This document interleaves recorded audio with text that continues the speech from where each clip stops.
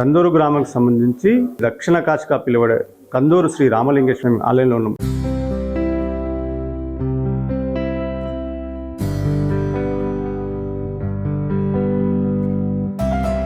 దక్షిణ కాశి అని పిలుస్తారు. అంటే ఉన్నవాడు కాశీ పోతాడు, లేనివాడు కందూరు వస్తాడండి.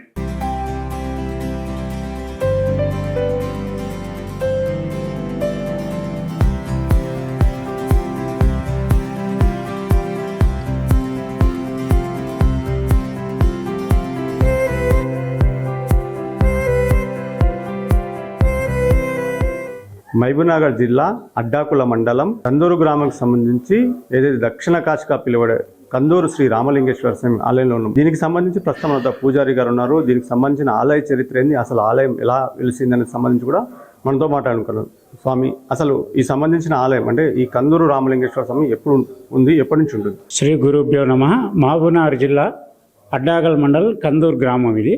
శ్రీ రామలింగేశ్వర స్వామి ఆలయం ఇది. ఈ ఆలయం వచ్చేసి 11వ శతాబ్దం నాటి ఆలయం ఇది. చోళులు పరిపాలించినటువంటిది ఆలయం ఇది. దీన్ని దక్షిణ కాశి అని పిలుస్తారు. ఇది వచ్చేసి ముఖద్వారం దక్షిణ ద్వారం, స్వామివారు వచ్చేసి పడమర. పూర్వం స్వామివారు కొండపైన ఉండేవారని తమ్మలి వంశస్థురాలైన భక్తురాలు ప్రతినిత్యం వెళ్ళి స్వామివారిని పూజించేది. పూజ చేస్తూ చేస్తూ అమ్మవారు గర్భవతి అయినప్పుడు, స్వామి నేను నిండు చూలాలని, కొండ వెక్కలేను దిగలేను, మీ పూజ లేనిదే నేను ఉండలేను అని స్వామివారిని వేడుకుందట. వేడుకున్నప్పుడు స్వామివారు అమ్మవారికి ప్రత్యక్షమయ్యి, సరే నీ చేతనైనంత దూరం వెళ్ళి నిలబడు, అక్కడ వచ్చి ప్రత్యక్షమైతే అని చెప్పాడట అమ్మవారికి. అమ్మవారు కిందికి వచ్చిన తర్వాత స్వామివారు రథంపై బయలుదేరినాడు. బయలుదేరినప్పుడు ఉరుములు మెరుపులు భీకరమైన శబ్దాలకు అమ్మవారు భయపడి వెనక్కి తిరిగి చూసింది. చూసినప్పుడు స్వామివారి రథంపై విడిపోయి ఒకటేమో కోనెట్ల, ఒకటేమో ఇక్కడ స్వామివారు స్వయంగా వేసుకొని పిలిచినాడు. అమ్మవారు కూడా పక్కనే శిల అయింది, తమ్మలి వంశస్త్రాలైన అమ్మవారు. స్వామివారు ఒకటేమో కోనెట్ల పడింది. దీనికి కోనేరు చుట్టూ కల్పవృక్షాలు ఉన్నాయి, 27 స్వయంగా వేసినటువంటి చెట్లవి. కోరిన కోరికలు తీర్చేటువంటిది కల్పవృక్షం. అయితే ఇక్కడ వచ్చిన భక్తులంతా ఏం చేస్తారంటే కల్పవృక్షం చెట్టు కింద మొక్కి అక్కడనే చెట్టు కింద వంట చేసి చెట్లకు నైవేద్యం పెట్టి దాసంగాలను పెట్టి వాళ్ళు అక్కడ ప్రసాదంగా స్వీకరించి స్వామివారిని కూడా మొక్కుతారు. ఇది దక్షిణ కాశి అని పిలుస్తారు. అంటే ఉన్నవాడు కాశీ పోతాడు, లేనివాడు కందూరు వస్తాడండి. తీరితే కాశీ, తీరకపోతే కందూరు అని అట్లా ఉంది ఇక్కడ. ఈ కల్పవృక్షాలు అనేటివి కాశీలో ఇక్కడనే ఉన్నాయని చెప్పబడుతున్నాయి, ఎక్కడ కూడా లేవు. కల్పవృక్షాలు బాగా పేరుగొందినటువంటి చెట్లు కాబట్టి ఇక్కడ కోరిన కోరికలు తీర్చేటువంటిది కదంబ వృక్షం. అంటే కల్పవృక్షాలకు సంబంధించి అవి చరిత్ర నుంచి అప్పటి నుంచే ఉన్నాయి. ఇప్పుడు ఎవరైనా నాటినదా కల్పవృక్షాలు? కల్పవృక్షాలు స్వయంగా వేసినటువంటి చెట్లు అవి, ఎవరు నాటినవి కాదు. స్వయంగా వచ్చిన చెట్లే అవి, ఎవరు పెట్టినవి కావు. కాబట్టి వీటికి అంత ప్రత్యేకత ఉంది. అంటే కోనేటిలో ఏదో రథం సంబంధించిన ఏముంది? కోనేటిలో ఏముంది? కోనేరులో రథచక్రం పడింది కాబట్టి ఆనాటి నుంచి ఈనాటి వరకు కూడా కోనేరు అనేది వెండిపోయింది లేదు ఎవరు చరిత్రలో. అంటే ప్రధానంగా ఇక్కడ దక్షిణ కాశీగా పిలవడానికి ప్రధాన కారణం ఏంటి? ఇది దక్షిణ కాశీని పిలవడానికి ముఖద్వారం వచ్చేసి దక్షిణ ద్వారం, ధ్వజస్తంభము నంది కానీ దక్షిణానికి ఉన్నాయి. ఇవి ఈ స్వామివారు వచ్చేసి పడమర పశ్చిమం, అందుకే దీన్ని దక్షిణ కాశీ అని పిలుస్తాం. ఏ రాజుల సమయంలో దీని చరిత్ర నిర్మించినట్టు కనిపిస్తుంది? 11వ శతాబ్దం నాడు చోళులు పరిపాలించినటువంటి ఆలయం ఇది. వాళ్ళే నిర్మించినారు, వాళ్ళే అప్పుడు చేసినారు. ఇది 900 సంవత్సరాలు అయింది కాబట్టి అప్పటి నుంచి ఉంది ఈ గుడి. అంటే దీనికి సంబంధించిన ఆనవాళ్ళు ఏంటి, చరిత్ర ఏం చెప్తుంది? చరిత్ర ఉన్నది ఇక్కడ, దాని మీద శిలాఫలకం ఉంది. కాకపోతే చాలామంది ప్రయత్నం చేశారు కానీ అది వాళ్ళకి అంతు దొరకలేదు, అట్లాగే ఉండిపోయింది ఇది. అయితే చెప్పుడు మాత్రం అప్పటి 11వ శతాబ్దం నాడని ఉంది, దాని మీద అట్లాగే ఉంది అన్నమాట. దీనికి సంబంధించి అంటే డెవలప్మెంట్ ఎలా ఉంది, ఎలా కొనసాగుతుంది? ఇప్పుడు శివరాత్రి ఉంది, ఎలా కొనసాగుతుంది? ఇక్కడ ఉత్సవ కమిటీ ఉన్నది, ఇక్కడ చైర్మన్ గారు, కమిటీ మెంబర్సు, పెద్దలు నాగిరెడ్డి గారు, రవీందర్ శర్మ గారు, దామోదర్ రెడ్డి గారు, ఇక్కడ మిగతా వాళ్ళంతా కమిటీ మెంబర్స్ ఉన్నారు. వాళ్ళు డెవలప్ చేస్తున్నారు. మన ఈఓ గారు ఉన్నారు, మదన్ సార్ ఏసీ గారు కూడా ఉన్నారు. వాళ్ళ పర్యవేక్షణలో ఎటువంటి ఇబ్బంది లేకుండా మంచినీటి వసతి కానీ చలువ పందిర్లు కానీ బాగా ఏర్పాట్లు చేసినారు. ఇక్కడ శివరాత్రికి ఎలాంటి ఇబ్బంది కలగకుండా రోజు పొద్దున్న 4 గంటలకు గుడి ఓపెన్ అవుతుంది, రాత్రి 3 గంటల వరకు అభిషేకాలు నడుస్తాయి. ప్రతిరోజు కూడా ఉదయం 6 నుంచి రాత్రి 8 గంటల వరకు ఆలయం తెరిచే ఉంటుంది. ఇక్కడ వచ్చే భక్తులకు ఎలాంటి ఇబ్బంది ఉండదు. శివరాత్రి నాడు పొద్దున 3:30కు రుద్రాభిషేకం ఉంటుంది. మహాన్యాసపూర్వకంగా రుద్రాభిషేకం చేసి ఆ తర్వాత భక్తులకు అందరికీ అభిషేకాలకు అనుమతిస్తాము. రాత్రి 11 గంటలకు లింగోద్భవ టైంలో రుద్రాభిషేకం మహాన్యాసపూర్వకంగా మళ్ళీ రుద్రాభిషేకం ఉంటుంది. రుద్రాభిషేకం తర్వాత హారతి, ప్రసాదాలు వితరణ అన్ని జరుగుతాయి. ప్రస్తుతం మనం చూస్తున్నాము ఏదైతే శివరాత్రి సందర్భంగా 4 గంటల నుంచి కూడా భక్తులు భారీగా స్వామివారి దర్శనం చేసుకుని దీనికోసం అన్ని ఏర్పాట్లు పూర్తి చేశారు. శివరాత్రి ఈ రోజు అంటే జాగరణ చేస్తే పుణ్యం లభిస్తుందనే భక్తుల నమ్మకం. 11వ శతాబ్దం చెందిన కాకతీయ ప్రతాపరుద్రుడు ఈ గుడిని ప్రారంభించినట్లు కూడా చరిత్ర చెప్తుంది. వనవాస సమయంలో రాముడు ఇక్కడ లింగాన్ని ప్రతిష్ఠించేందుకు శ్రీ రామలింగేశ్వర సమయాన్ని పేరు వచ్చినట్లు కూడా తెలుస్తుంది. 24 కల్పవృక్షాలని కల్పవృక్షాలకు సంబంధించి కూడా ఇక్కడ ప్రత్యేకత. ప్రతి సోమవారం పండుగలతో పాటు శివరాత్రులు, ముక్కోటి ఏకాదశి ఇలాంటి సందర్భాల్లో కూడా భక్తులు భారీగా తరలి వస్తారు. దీనికి సంబంధించి కూడా ఎలాంటి ఇబ్బందులు లేకుండా ఏర్పాట్లు పూర్తి చేయాలని ఆలయ కమిటీ సంబంధించి చెప్తున్నారు. శివరాత్రి సందర్భంగా ప్రత్యేక ఏర్పాట్లు చేశామని కూడా ఆలయ కమిటీ వాళ్ళు చెప్తున్నారు.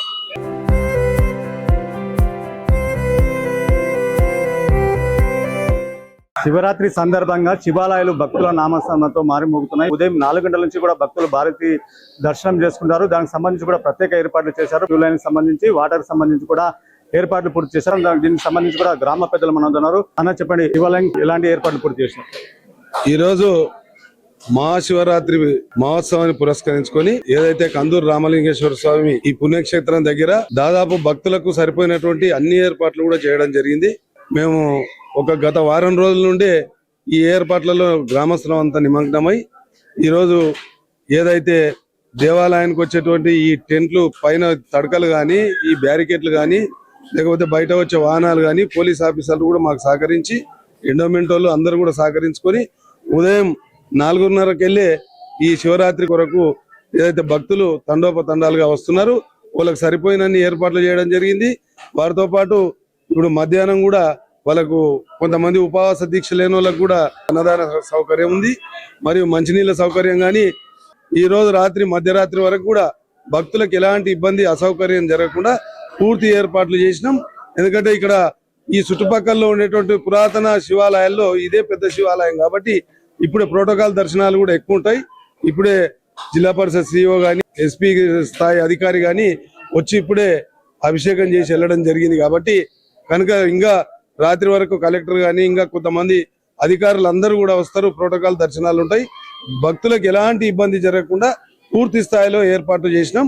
దీనికంతా కందూరు గ్రామస్తులు గాని, పోలీస్ అధికారులు, ఎండోమెంట్ అధికారులు అందరం ఒకటే తాటిపైకి వచ్చి ఇదంతా చేయడం జరిగింది. గ్రామానికి సంబంధించి పురాతన శివాలయం అంటే 11వ శతాబ్దానికి సంబంధించి ఏం చరిత్ర చెప్తారు? ఇది చాలా పురాతనమైన దేవాలయం, 13వ శతాబ్దానికి సంబంధించింది.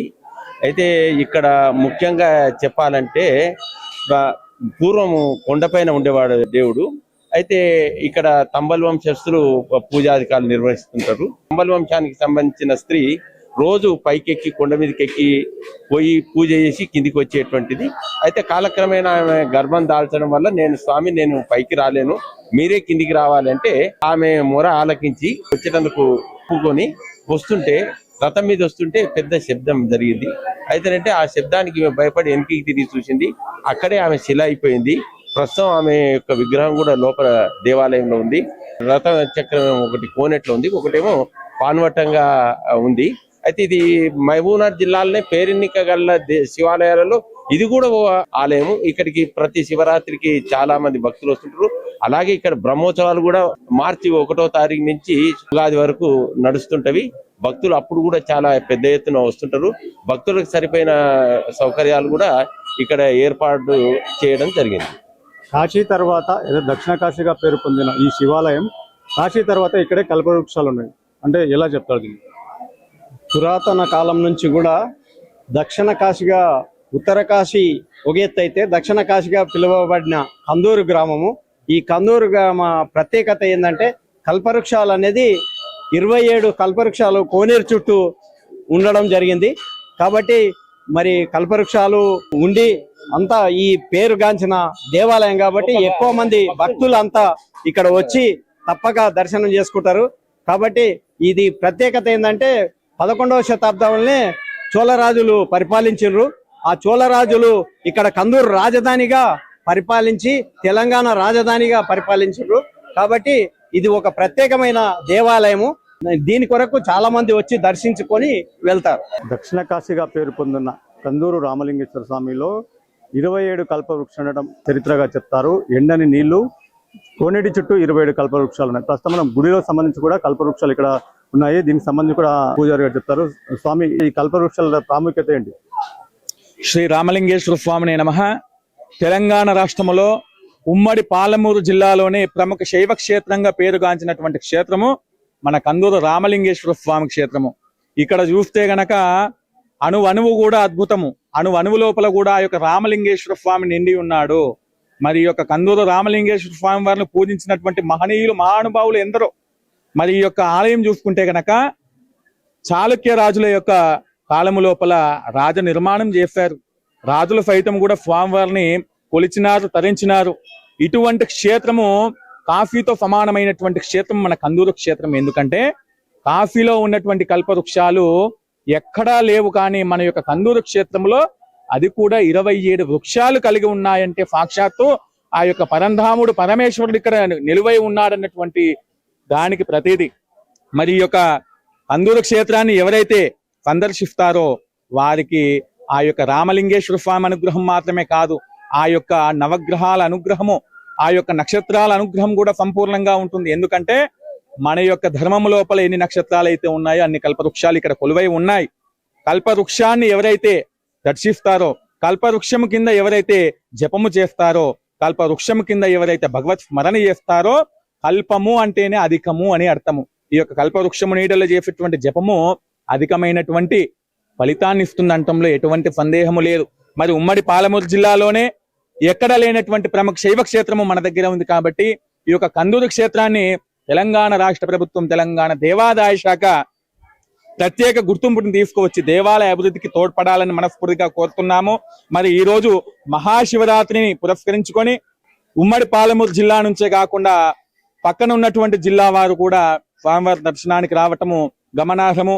మరి యొక్క మహాశివరాత్రి సందర్భంగా ఈ యొక్క దేవరకద్ర నియోజకవర్గ శాసన సభ్యులైనటువంటి మధుసూదన్ రెడ్డి గారు కూడా తమ వంతు కృషి చేస్తూ భక్తులకు ఎటువంటి అసౌకర్యం లేకుండా భక్తుల యొక్క మేలు కొరకు చల్లటి పందిళ్లు కానివ్వండి, భక్తుల యొక్క దాహాన్ని తీర్చడం కానివ్వండి, ఎన్నో సదుపాయాలు చేశారు. మరి ప్రతి ఒక్కరము కూడా ఈ యొక్క ఉమ్మడి పాలమూరు జిల్లాలో ఉన్నటువంటి మన కందూరు రామలింగేశ్వర స్వామి క్షేత్రాన్ని సందర్శిద్దాము, క్షేత్రములో ఉన్నటువంటి కల్పవృక్షాలను దర్శిద్దాము, ఆ యొక్క రామలింగేశ్వరుని అనుగ్రహాన్ని పొందుదాము. ఈ యొక్క కందూరు క్షేత్రం లోపల ఎన్నో బ్రహ్మోత్సవాలు జరుగుతూ ఉంటాయి. మాస శివరాత్రి కానివ్వండి, మహాశివరాత్రి కానివ్వండి. ఇందులో ముఖ్యమైనటువంటిది ఉగాది సమయం లోపల జరిగేటువంటి బ్రహ్మోత్సవాలు అత్యంత వైభవంగా నిర్వహించబడుతుంది. ఈ యొక్క ఉగాది సమయంలో జరిగేటువంటి బ్రహ్మోత్సవాల లోపల ఆ యొక్క రామలింగేశ్వర స్వామిని వీక్షించడానికి ఈ యొక్క తెలంగాణ రాష్ట్రం నుంచే కాకుండా ఇరుగు పొరుగు రాష్ట్రాల నుంచి కూడా భక్తులు విచ్చేస్తా ఉంటారు. మరి ఈ యొక్క క్షేత్రానికి తనికేల భరణి గారు కూడా ప్రత్యేకంగా స్వామివారి దర్శనానికి వచ్చేసి ఆ యొక్క రామలింగేశ్వర స్వామి మీద కూడా ప్రత్యేకమైనటువంటి గేయాలను, పద్యాలను, పాటలను పాడటం జరిగింది. కాబట్టి ప్రతి ఒక్కరు కూడా క్షేత్ర అభివృద్ధి, మన క్షేత్రాలను మనమే అభివృద్ధి చేసుకోవాలి. మన క్షేత్రాలను మనమే సందర్శిస్తూ ఉంటే అప్పుడు క్షేత్రం కూడా అభివృద్ధి జరుగుతూ ఉంది. ఈ యొక్క తెలంగాణ రాష్ట్రంలో ఉన్నటువంటి సనాతన బంధువులందరి మీద ఉండాలని కోరుకుంటూ అందరికీ మహాశివరాత్రి పర్వదిన శుభాకాంక్షలు. నా పేరు శిరీష, మేము అనపర్తి నుంచి వచ్చాము. అందరికీ మహాశివరాత్రి శుభాకాంక్షలు. ఇక్కడ చాలా మంచిగా అనిపిస్తుంది ఈ వాతావరణం అంతా. అక్కడ మేము ఇంత దూరం నుంచి వచ్చినా గానీ ఈ దర్శనం వల్ల చాలా సంతోషంగా అనిపిస్తుంది. లేదు, మేము చాలా సార్లు వస్తాము. ఇది చాలా పురాతన గుడి అయినందువల్ల శివరాత్రి రోజు మంచి పూజలు, అభిషేకాలు మంచిగా అవుతాయి. మాది వెంకటాయపల్లి గ్రామం. ఈరోజు మహాశివరాత్రి కాబట్టి మేము ఇక్కడ కందూరు రామలింగేశ్వర స్వామి గుడి దగ్గరికి రావడం జరిగింది.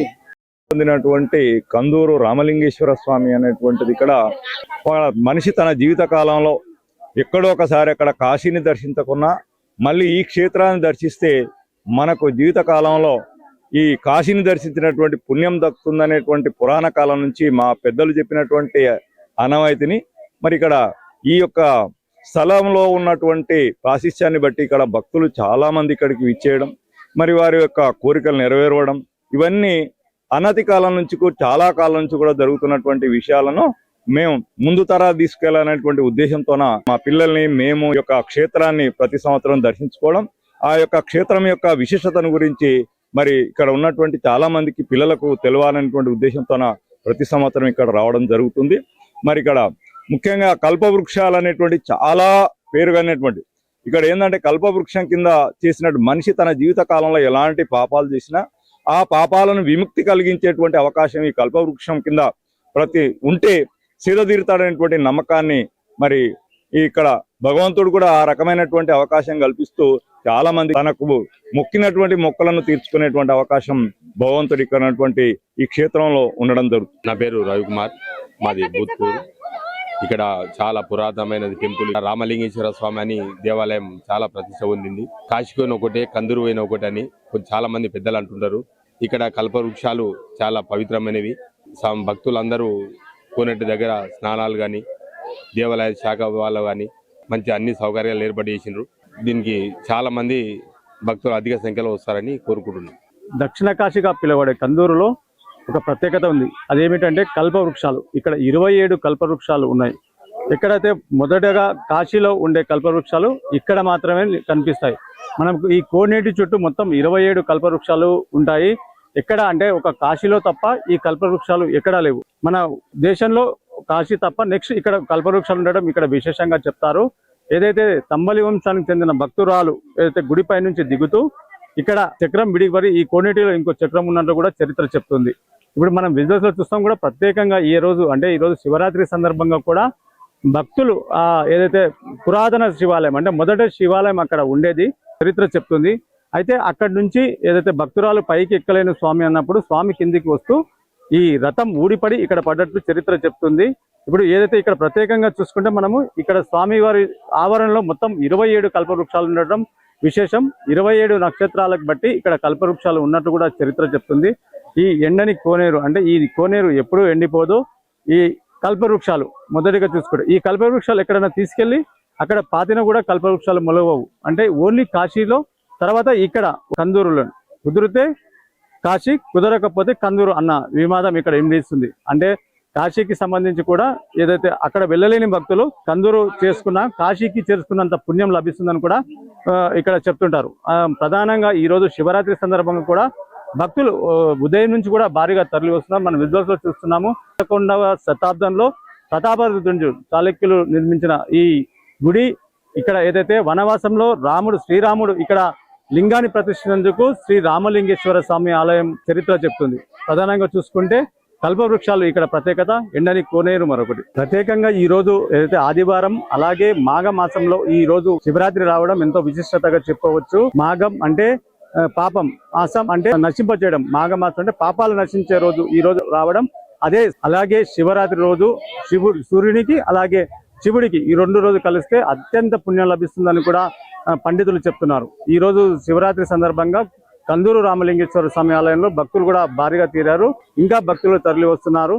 ఇక్కడ తాజా పరిస్థితి. కెమెరామెన్ కర్ణాకర్తో మణిప్రసాద్, సుమన్ టీవీ, మహబూబ్ నగర్.